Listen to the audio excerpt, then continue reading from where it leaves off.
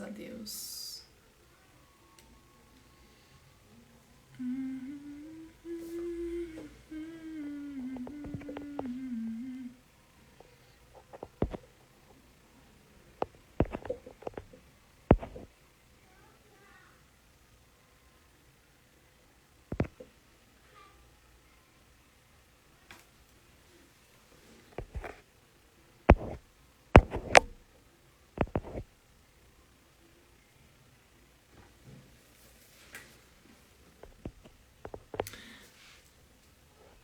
Pastor, se você já está aí online, graça e a paz a todos que estão online, para você que está online aí, seja bem-vindo aí à nossa mesa do Senhor. Nós cremos que o Senhor vai derramar algo poderoso. Aleluia.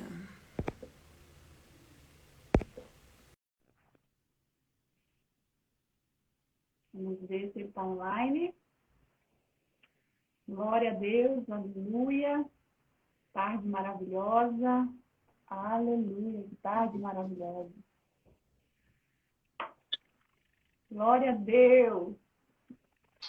Glória a Deus. Está me escutando? Sim, estou te escutando. Está escutando? Oh. Graça e a paz do Senhor Jesus. Eu quero dar aí as boas-vindas à equipe que já está aí, as pessoas que já estão entrando aqui no nosso canal. Glória a Deus. Isabel aí já está online a postos. Dora, a galera da comunidade cristã da Zona Sul, Conceição, Lu, Guilherme, Isabel, Andréia, Malu.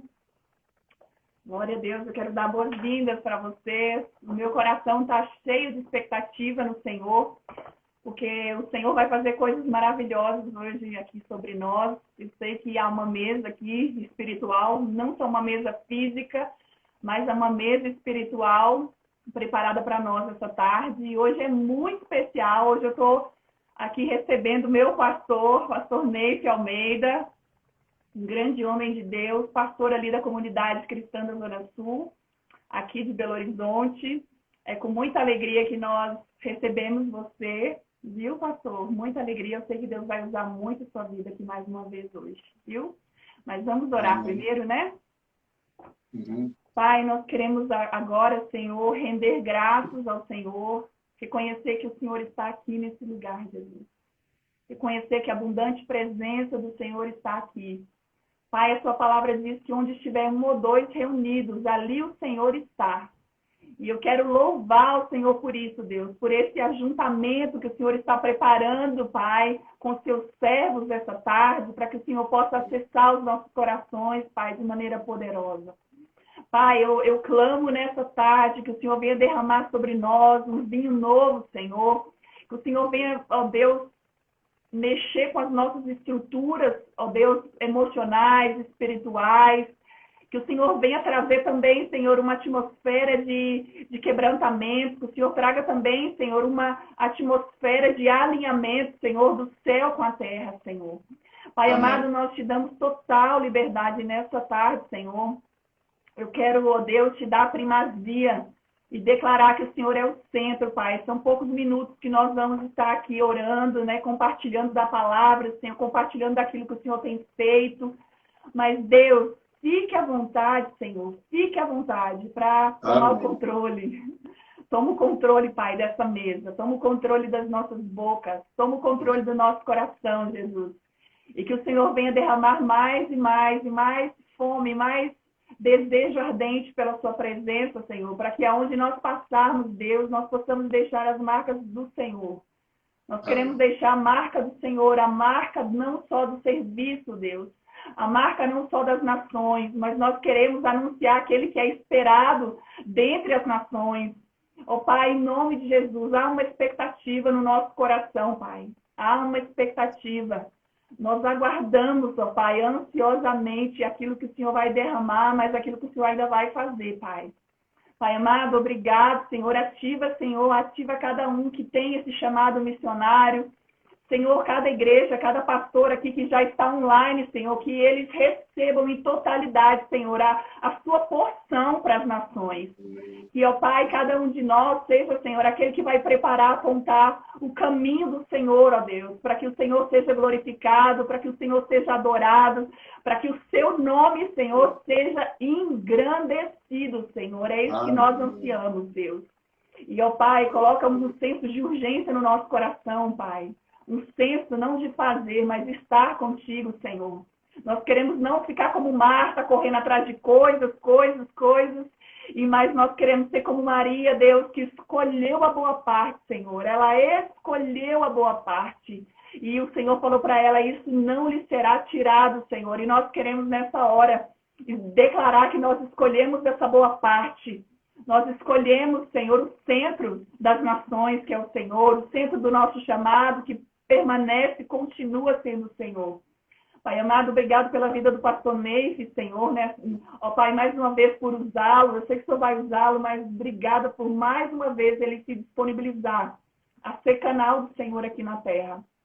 Que o Senhor possa derramar na vida dele mais e mais abundante óleo, Senhor, mais e mais abundante presença, mais e mais revelações, que ele permaneça nesse lugar da adoração, que os olhos dele permaneçam firmes no Senhor. Deus, que os braços dele nessa tarde, Pai, sejam fortalecidos pelo Senhor, que os seus ouvidos sejam alinhados com a voz do Senhor, que toda a sua casa seja alcançada, Senhor, abençoada, guardada.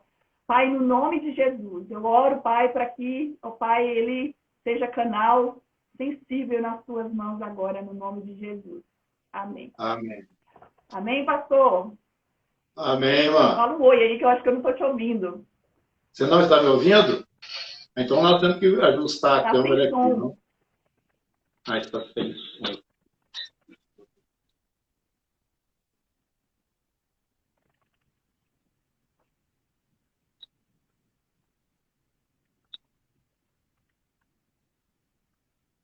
Eu estou achando aqui, eu vou chamar a Está sem som ainda. Isabel para me ajudar aqui. Minutinho só. Isabel, ainda sem som. Chama a Bel. Belzinha, dá uma ajuda pro pastor aí, que o som tá mudo. Veja se agora tá, Mônica. Não estava aparecendo o microfone. E agora? Está me ouvindo? Ainda não, né? Não está me ouvindo. Fala aí agora para ver se é o meu. Está me ouvindo?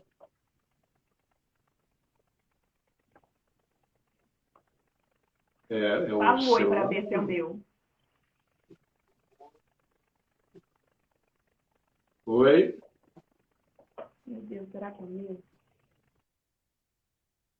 Eu não. Agora que eu acabei de ver, não é o meu. E agora? Eu estou te ouvindo bem. Você está me ouvindo? Mas eu não estou te ouvindo. Então nós vamos ter que olhar isso aqui. Vou ver com a Bel aqui. O Bel, o que é que nós podemos fazer aqui para resolver esse problema? Tá normal? Agora eu acho que foi. Dá para falar um pouquinho mais alto? Oi? Agora tá me eu ouvindo? ouvi. Aleluia. Agora Mais eu consegui alto, te ouvir. Ah, tá bom. Mas está numa altura boa aí para você? Tá excelente. Agora tá excelente. Ah, tá. Tá bom. Seja bem-vindo, meu pastor. Obrigada pelo convite, né, por aceitar o meu convite. É uma alegria muito grande, né, nós estarmos aqui essa tarde para receber tanto da sua vida, né? Toda a igreja já recebe tanto e hoje nós vamos receber mais um pouquinho de Deus através da sua vida, viu? Antes, hoje, né, nós vamos falar mais uma vez do tema Missões com Propósito, né, que é um dos cursos que nós estamos aí aplicando sobre a igreja no Brasil, para ativar a igreja no Brasil nessa visão de Deus, que são as nações, e um lugar que é de extrema importância para isso acontecer é a igreja. E por isso que nós estamos fazendo Missões e a Igreja Local, para derramar sobre a igreja no Brasil mesmo as experiências que nós, como a igreja local, tem recebido essa visão de Deus, como a igreja local tem se movimentado para ser essa resposta de Deus para as nações. E qual que é o papel da igreja nesse processo de despertamento, né? Mas antes de entrarmos nesse tema tão oportuno que é missões com propósito, eu queria perguntar para você qual foi a sua experiência de conversão? Qual a sua experiência, a sua primeira experiência de conversão com o Espírito Santo? Né? Sempre que a gente vê os grandes homens de Deus, né, a gente olha e fala, como será que essa pessoa teve um encontro com Jesus? Como será que o Evangelho teve acesso a primeira vez sobre esse grande homem, né? E muitas vezes são tantos anos e anos aí servindo a Deus e a gente acaba, né, desprezando essa simplicidade do início, né? A Bíblia fala para a gente não desprezar os pequenos começos e um dos pequenos começos é a nossa conversão. Então, eu queria saber do seu coração como que foi esse encontro com o Senhor, sabe? Como foi sua experiência de conversão? Em primeiro lugar, muito obrigado pelo convite, né? Porque a gente passa a ter oportunidade de compartilhar com outras pessoas aquilo que temos recebido do Senhor. Viu, mano? Estou feliz por isso. E gostaria de contribuir realmente, né, com as informações e com a direção aqui, à medida que a nossa conversa for acontecer. O som tá bom? Tá ótimo. Tá. Então, eu vou voltar lá atrás, né, no início da minha caminhada, como é que foi, como você já perguntou. Eu nasci num lar evangélico. E desde criança fui ensinado nas coisas do Senhor. E minha mãe era mais firme, né? Ela conduzia assim, a gente nesse aspecto da vida cristã de uma forma assim, mais incisiva, até mesmo que meu pai. E foi através dela, inclusive, que o evangelho chegou na família. Glória a Deus. E logo que, nos meus primeiros anos de vida, já fui sendo instruído nas histórias bíblicas, das coisas que são relacionadas à nossa fé mesmo. Aos 10 anos de idade, eu comecei a sofrer um medo, eu não sei explicar direito, mas com 10 anos de idade, eu tinha medo de morrer porque eu não sabia para onde que eu ia. Uau. E eu falava com minha mãe, e ela não falava comigo, explicava, né, como é que era se entregar ao Senhor e depender dele. Mas porque eu tinha 10 anos, eu acho que ela não entendia, não percebia exatamente como me conduzir. Mas eu lembro que uma noite, eu com esses pensamentos, eu acordei, fui lá no quarto dela, bati na porta, e ela abriu a porta e falou assim, o que foi, meu filho? Eu falei com ela, mãe, eu estou com medo de morrer. E ela falou para mim, vai dormir, menina, para com isso, deixa essas ideias bobas, né? Aí eu disse para ela o seguinte, se eu morrer hoje, para onde que eu vou? Aí ela parou e ficou assim, um pouco impressionada. E eu lembro que nós fomos para o banheiro lá, no nosso apartamento, e ajoelhamos lá e ela orou comigo. Depois eu fui dormir e passou. E nessa mesma época aconteceu um evento lá próximo da minha casa, onde tinha uma igreja, né, do Exército de Salvação. Eles não chamam de igreja, eles chamam de corpo, né? O local onde se reúne. E eles tinham um seminário em São Paulo e os seminaristas estavam lá para um trabalho específico, relacionado até mesmo com a formatura deles, né, que era... imagino que estava dentro aí do que eles tinham que fazer. E eles tinham uma banda, passavam lá na porta da minha casa, tocando e cantando, e eram hinos que nós conhecíamos, né? Eu achei que muito interessante, fui atrás também, fui com eles até lá no local onde eles se reuniam, e ali eles tinham ensinamentos para as crianças, o pessoal mais novo, né, também, durante o dia. E quando eles começavam a contar aquelas histórias, eu até atropelava quem estava falando, porque eu já sabia o final, já sabia daquela história toda, né? E num desses dias, dessa semana, uma das irmãs que estava lá me pediu para levá-la num endereço próximo, porque ela não era daqui, ela era de São Paulo. Uhum. E eu falei, tudo bem, levei. No caminho, ela me perguntou se eu já tinha entregue a minha vida a Jesus. Uhum. Aí eu lembro que eu disse para ela o seguinte, olha, eu já nasci crente. Continuamos. E então, à noite, durante a semana, tinha evangelismo, né? Então, durante o dia, faziam atividades nas ruas, convidavam pessoas, e toda noite a gente estava lá. E toda noite o irmão, que era o major, né?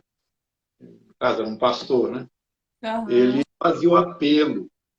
E eu me sentia muito tocado, mas eu não Uhum. tinha coragem de levantar do meu lugar, porque no Exército de Salvação tem o banco dos penitentes. As pessoas Aham. que estão recebendo o apelo e querem aceitar Jesus vão lá na frente, ajoelham lá na frente. Aquilo para mim era uma coisa assim que eu não suportava. Eu não tinha coragem de fazer isso, né? Tinha muita vergonha. Aham. Mas o último dia a palavra foi muito forte. Eu lembro que eu fiquei sentado ali chorando. Eu não conseguia, tampei o rosto, né, para as pessoas não verem que eu estava chorando, mas não dava para esconder, porque começou a escorrer pelo braço. E eu não sei quem tocou em mim e me pegou pelo braço, me levantou e foi comigo até lá na frente. Uau. Quando eu me dei por mim ali, no banco de penitência, não tinha mais ninguém dentro do salão. Já tinha Uhum. todo mundo embora. E Aham. eu lembro que um daqueles seminaristas ficou comigo, conversando comigo, e com aquele livrinho que evangeliza a criança, que tem as cores, né? Várias cores, amarelo, verde e tal. E naquele dia eu entreguei minha vida ao Senhor de uma forma assim que era perceptível a mudança. Com 10 anos de idade pode parecer, não faz muita diferença, fez muita diferença, até mesmo dentro da minha casa, aquela experiência que eu tive. Mas essa Uhum. experiência, ela precisava ser completa. Como assim? Eu não tinha segurança na salvação. Então, tinha certos dias que eu falava assim, eu acho que hoje eu não estou salvo. Talvez porque eu fiz alguma coisa que eu não devia fazer, que eu achava que estava errada. Aham. Agora, tinha outros dias que eu tinha uma segurança muito grande. E eu fiquei, assim, sem estabilidade. E eu Uhum. lembro que mesmo nessa idade o Senhor foi me levando a palavra. De tal maneira que essa segurança entrou para dentro de mim de uma forma irreversível. Eu estava baseando nos meus sentimentos a segurança da minha salvação. E ele diz para mim o seguinte, a segurança da sua salvação sou eu e sou a minha palavra. Passará Uau. os céus e a terra, Uau. mas Que as minhas lindo. palavras. Uau. Então, eu me emociono até hoje. Uhum. Glória a Deus. Mas o Senhor me levou para um outro texto Uhum. de João, falando aquele que vem a mim de maneira alguma lançarei fora e ninguém tomará da minha mão. Essa segurança entrou dentro de mim. E hoje eu posso falar, eu sou salvo, estou seguro pelo Senhor e tenho um chamado, Amém. precisa ser completo. Amém. E eu estou dentro desse processo, né? Então, quando Aham. as pessoas me veem ou percebem alguma coisa de Deus através da minha vida, eu tenho que considerar isso. Amém. Que Como Paulo maravilha. fazia, não sou eu, mas é a graça do Senhor. Né? Amém. Não é essa a história. Você me fez Aham. voltar lá atrás e as emoções vieram. Que lindo.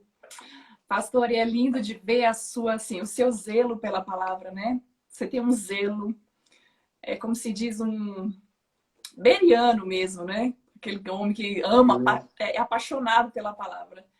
E assim dá para ver que é o seu alicerce de conversão, né? Você falou assim, o que me trouxe segurança não foi plenamente a salvação, mas a palavra, porque ele se revelou para você através da palavra. Sim, a E um palavra. dia eu recém-convertida, né? Eu tive essa experiência com o Espírito Santo, que eu falei, Senhor, por que todo mundo fala que eu preciso ler a palavra, comer a palavra, viver a palavra, permanecer na palavra? E eu ouvi uma voz suave falando assim, né, para mim. Ele falou assim, você precisa estar com a palavra, porque eu sou a palavra. E eu não conseguia, né, na força do meu braço, permanecer uma vida cotidiana, diária, né, ali na palavra. Tinha muita, assim, inconstância nesse tempo, sabe? muita inconstância. E quando ele se revelou através da palavra, eu comecei a fundamentá-la de maneira diferente e dar uma importância necessária que, de fato, ela precisava na minha vida. E eu vejo É a isso palavra muito... que é a palavra que dá segurança no final, né? Porque é o próprio Deus falando. Então, acabou aqui a dúvida, a insegurança. Amém. Que lindo. Eu não conhecia essa história. Que lindo. E que riqueza também, né? De ver você logo criança sendo alcançado, né? Porque muitas pessoas não tiveram o privilégio de ser alcançado na sua infância, né? Eu, por exemplo, aos 28 anos, eu tive o privilégio de conhecer Jesus. E muitas vezes eu falei, Senhor, por que eu não conhecia o Senhor quando eu era criança?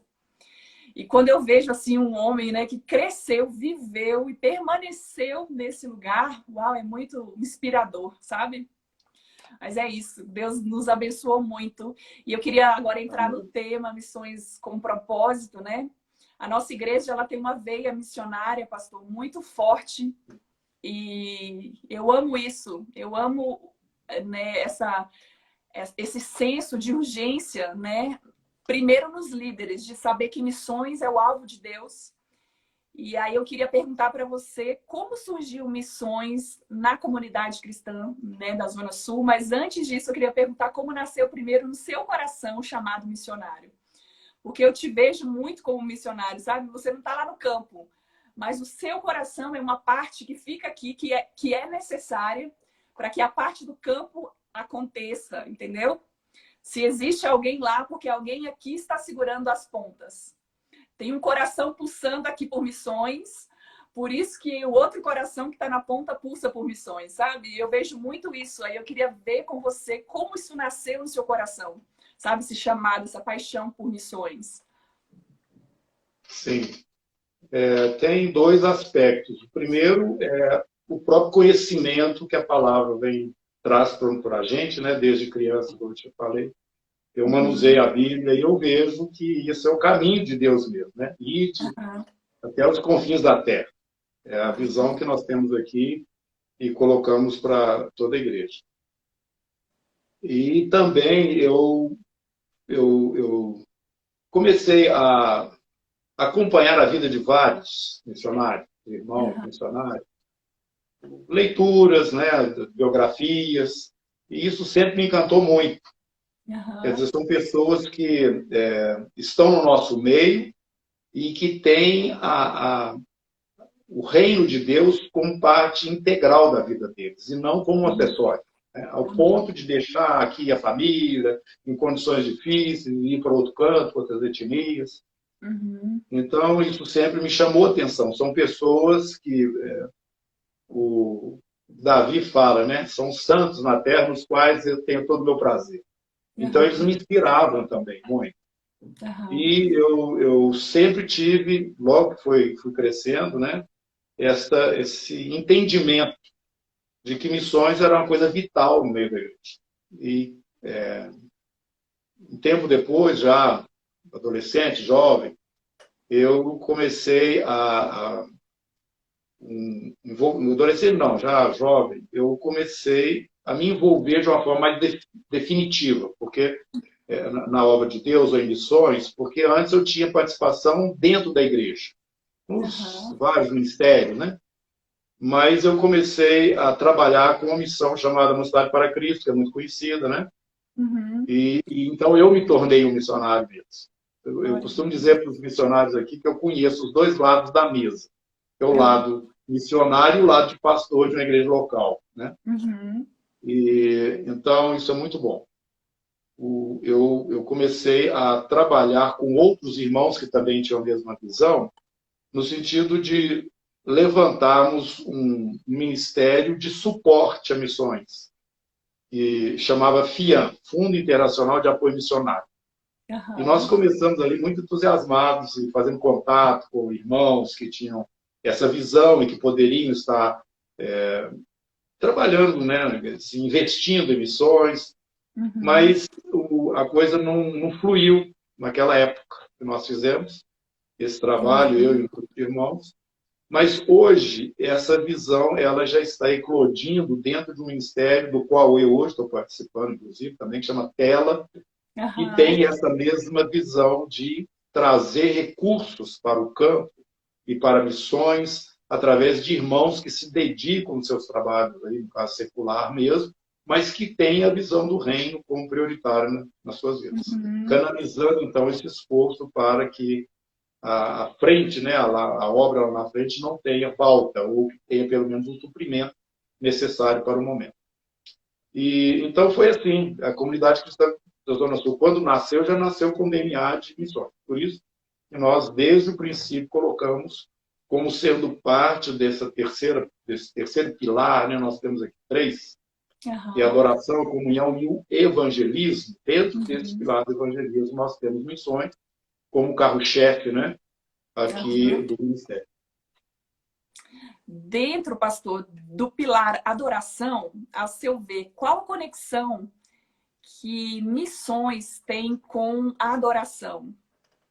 Eu vejo muito ali, sabe, quando a mulher que estava na beira do poço ali, né, buscando água na fonte, né, ao meio-dia, e aquela mulher tem um encontro, né, casual com Jesus. Ela não esperava aquele encontro, mas ela estava ali, né, naquela movimentação. E Jesus se revela àquela mulher de maneira poderosa.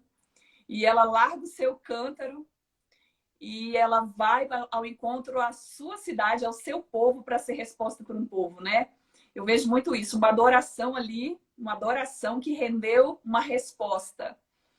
Aí eu sinto que o seu coração é muito adorador e você alcançou níveis na adoração, de chaves mesmo, sabe? De adoração, que é uma referência para mim no reino e tem uma conexão isso com missões. O que você acha disso? Olha, eu estava um tempo atrás, alguns anos atrás, com uma luta espiritual no sentido da condução do ministério que o Senhor colocou nas minhas mãos, né? Sei. E eu sabia que a adoração era o ponto principal. Isso por revelação, por entendimento. E várias coisas que nós damos importância, que fazem parte, né, da nossa comunhão com Deus, do nosso serviço ao Senhor, que, a meu ver, estavam num ponto mais alto. Essas questões estavam desequilibradas.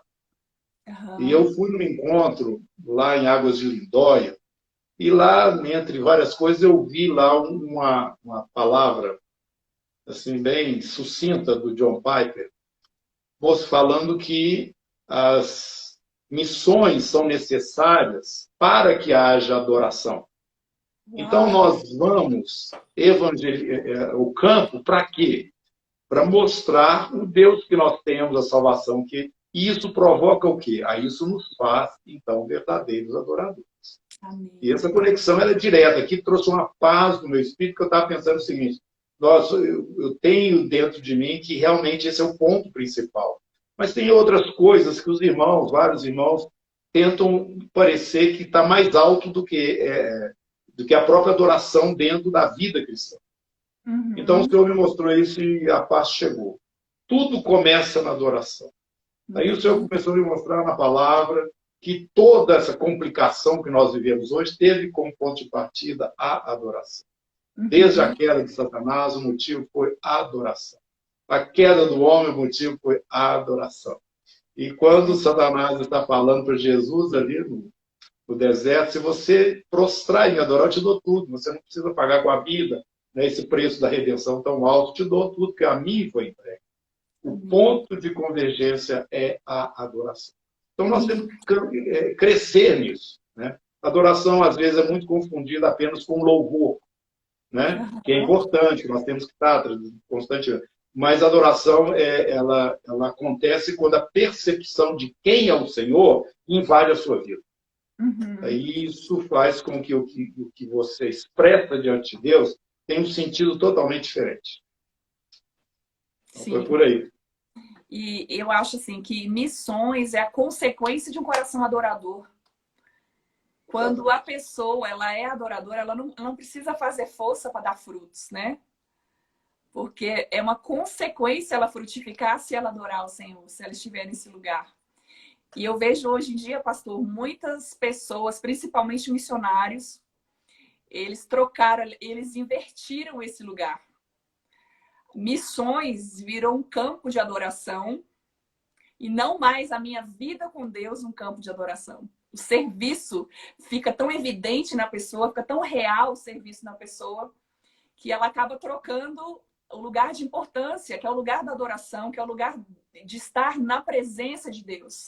Né? Isso é muito perigoso. Eu queria saber qual conselho que você daria para esse missionário, que ele está nesse lugar hoje, né? Vivendo essa vida de ativismo, né? Que perdeu a essência de missões. Porque missões sem Jesus não tem o porquê, né? Perdeu a essência. Perdeu a essência, porque ele é o centro, né, de missões. Ele é o centro de tudo. E qual conselho você poderia dar para esse coração que está desse jeito? Olha, eu acho que muitos missionários entendem que aquilo que eles estão fazendo no campo é alguma coisa que outros que não estão no campo não estão fazendo ou à altura daquilo que eles fazem. E essa forma de ver missões faz com que as pessoas estejam voltadas para o dia a dia, porque tem várias coisas que precisam correr atrás. O missionário tem que correr atrás. O missionário não é alguém que fica atrás de um púlpito pregando o evangelho. Né? Não, ele está agindo para cá, tem que construir as coisas, tem que fazer as coisas virem, né? Plantando igrejas e caminhando aí num lugar, num terrenos onde não tem praticamente nada. Então, isso chama, com o tempo, ele fica muito voltado para o dia a dia, esse corre-corre, não tem que fazer isso, pegar o irmão lá, levar não sei aonde, ou então expandir aqui esse projeto para que alcance mais pessoas. Tem várias coisas. E nós achamos que isso é mais santo, esse trabalho, né, no campo, é mais santo do que o trabalho do médico que está aqui na cidade, exercendo a profissão dele. Então, não são diferentes diante de Deus. Todos os dois estão no reino. Sim. E todos os dois têm campo e têm chamado. Então, da mesma forma que Deus chamou o irmão para ir lá para a Coreia, ele deu aqui para uma incumbência de tratar as pessoas como médico, qualquer profissão que seja. Onde você atua, você é um missionário. Você tem um campo e tem a responsabilidade de testemunhar. Agora, o missionário tem um privilégio, né, de não estar muito ligado nessas coisas que estão relacionadas até na própria manutenção. Porque o próprio Jesus falou, né, que aqueles que pregam o evangelho, que vivam do evangelho. Paulo, inclusive, fala isso. Então, eles são supridos, ou pelo menos deveriam estar sendo supridos pelos irmãos que estão aqui. E tem mais liberdade, vamos dizer assim, para estar se dedicando completamente àquele trabalho mais direto de evangelismo. Mas diante do Senhor, nós somos todos iguais. Somos todos responsáveis pelo reino aonde estamos. Então, quando o profissional que está aqui, um membro aqui na igreja, né, exerce a profissão dele, ele tem a mesma responsabilidade que um missionário que está lá, como falei, na Coreia, tentando alcançar aquelas pessoas lá que ainda não ouviram falar do Senhor, ou então alcançar crianças desamparadas, ou o chamado que Deus deu para ele. Ele está numa outra etnia, está fazendo um sacrifício, de fato, mas ele tem que entender que o irmão que está lá na base, ou na igreja local, ele também tem a mesma função, só que não da mesma maneira. Quer dizer, desprendido de toda a situação em torno dele, como no caso o missionário se faz, né, para poder privilegiar as coisas do Senhor.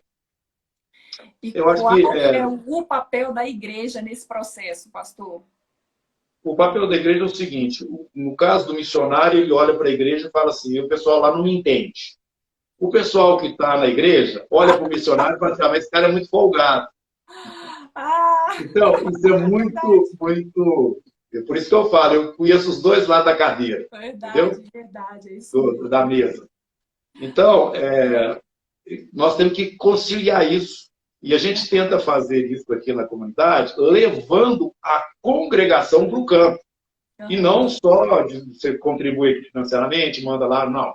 Nós queremos que os irmãos, por isso nós temos o nome dos missionários, tem o envelope verdinho, nós botamos o missionário disponível, no caso, né, para que esses irmãos tenham mais em contato, e a gente viver a realidade de missões aqui, local, né, embora tendo missionários em vários lugares.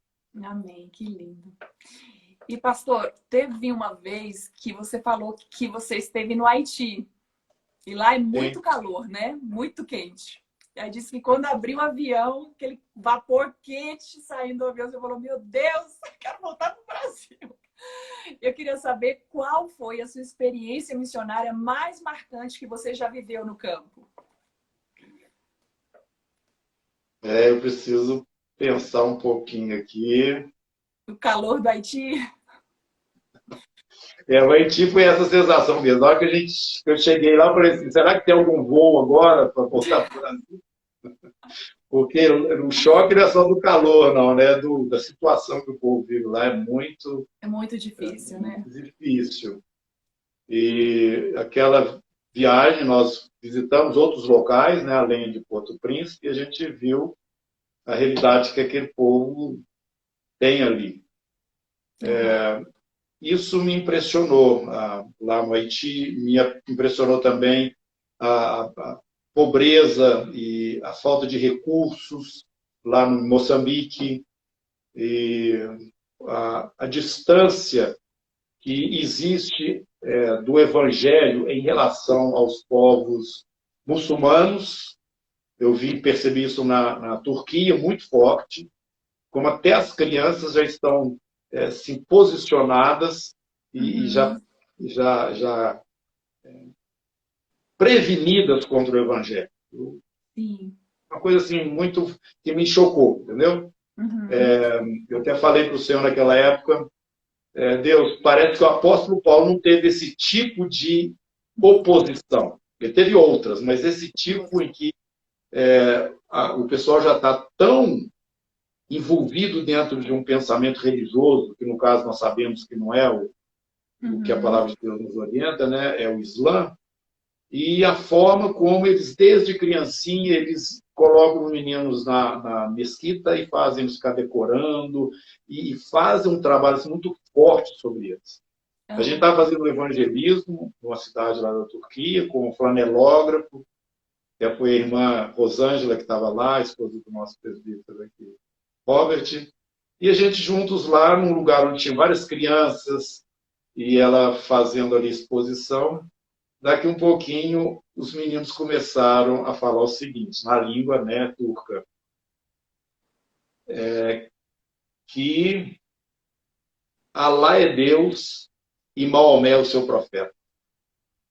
Falando isso, repetindo isso, e vendo e ouvindo a lição que estava sendo dada.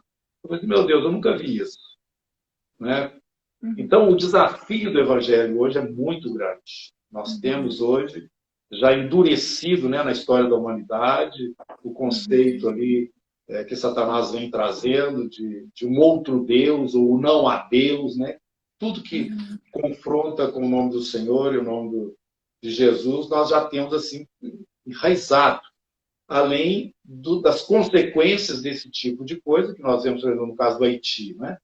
E ali tem muito o voodoo, né? É uma coisa que está entranhada no povo.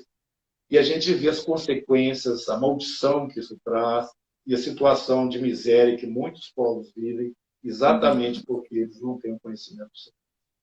Exato. Então, a minha experiência, eu acho que ela não foi só de um lugar, entendeu? Foram de vários lugares por onde a gente tem passado e acompanhado o trabalho dos irmãos. Lá no Paraguai também, nós vimos isso, né? Quando estivemos lá.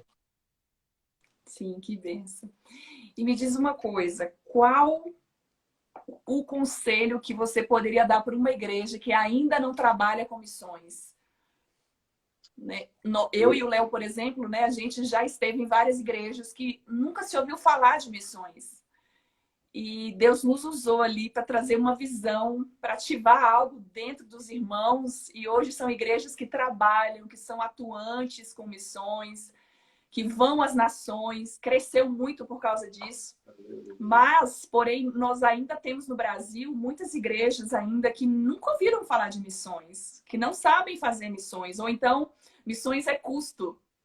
Tem que investir dinheiro, então nós não vamos olhar para esse lugar, nós não vamos olhar para missões, que missões é perda de tempo, missões é investimento de recursos, a gente não quer liberar recursos para isso. Então, qual conselho você liberaria sobre essas igrejas, pastor? No caso, eu diria para que essas lideranças, né, procurassem entender melhor o que é a Igreja de Jesus. A Igreja de Jesus não está confinada ao ministério que cada um tem, né? Nós temos chamados. Agora, esse chamado que Deus nos dá, se não está dentro de uma visão da igreja, do mistério de Deus que está sendo revelado, a noiva de Cristo, nós usamos muitas vezes o nosso chamado para criar divisões, entendendo ou achando que igreja é só o lugar onde a gente está e o povo com quem a gente convive. A igreja é muito maior do que isso. E nós temos que entender que nós somos cidadãos celestiais antes de membro de uma congregação local.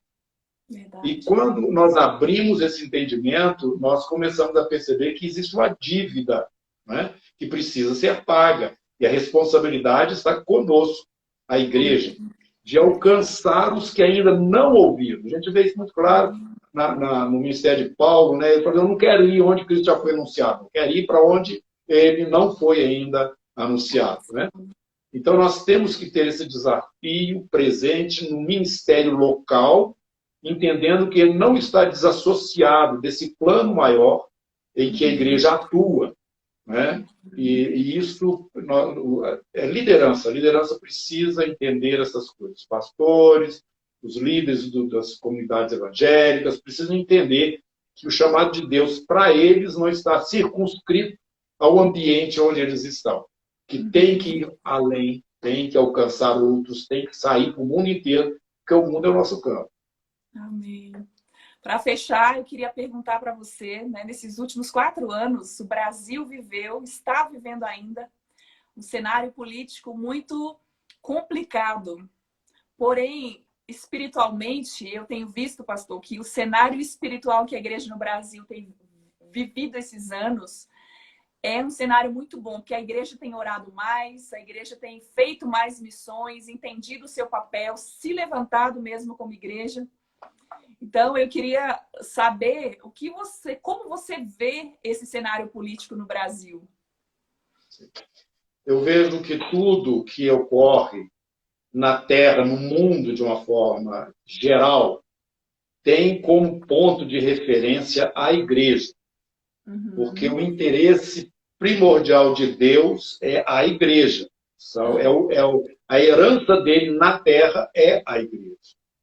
Então, nós passamos por várias situações, pandemia, agora questão política, tantas coisas assim, e que a tendência nossa é sair dessa visão que a Bíblia nos traz, né, da igreja, do interesse de Deus no povo dele e através do povo dele também, e ficamos muita preocupação com o que está acontecendo lá de fora, que é o palpável, que é o dia a dia nosso também, né?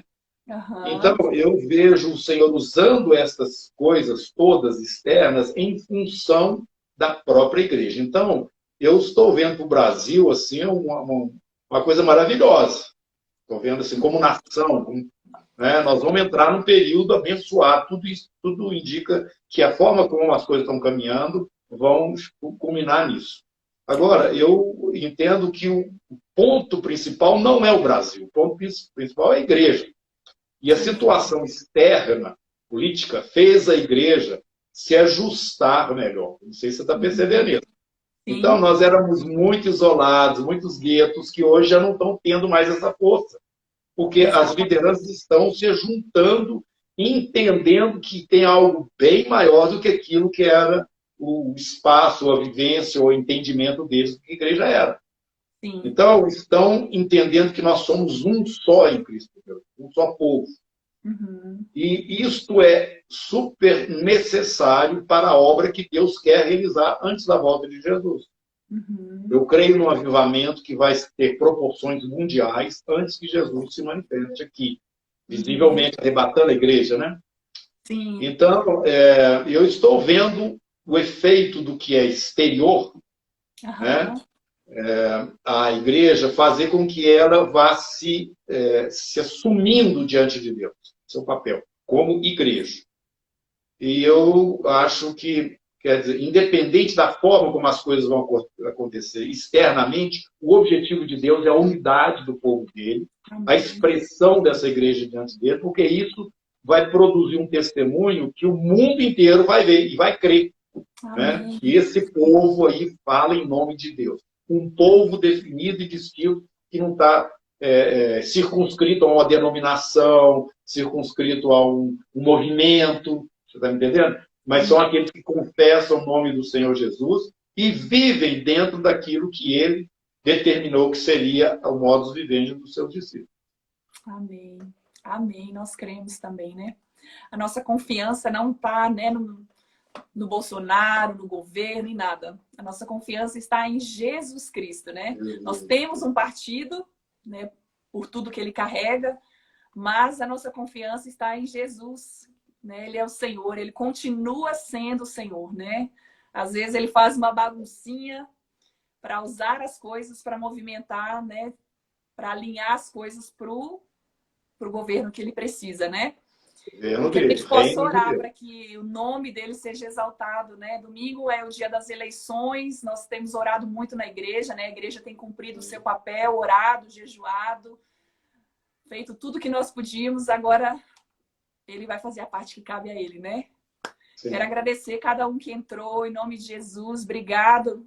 Cada amigo, cada amiga que entrou aqui essa tarde. Eu fui muito edificada. Nós já acabamos a nossa live, já deu tempo, eu não queria acabar. Quero agradecer cada um que entrou, cada um que se alimentou conosco dessa palavra tão abençoada, essa riqueza de conhecimento que tem o nosso pastor, né, pastor Neif. E para fechar, pastor, eu queria que você orasse por nós, para nos abençoar, tá bom?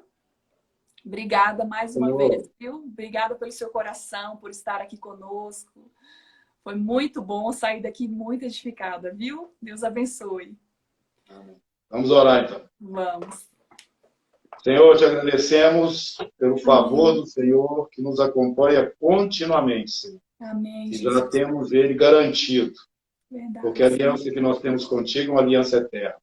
Amém. E nesta oportunidade de compartilhar aquilo que o Senhor tem trazido na minha vida, para os irmãos que estão aí participando dessa live, eu quero reconhecer aqui também o teu favor, porque é um privilégio compartilhar da verdade do Senhor e da experiência que temos tido contigo, para que outros também possam ponderar, ó Deus, refletir e serem edificados dentro da sua própria realidade, do seu próprio momento, com aquilo que o Senhor tem trazido a nós. Muito obrigado pela vida da Mônica, por esse trabalho que ela tem feito.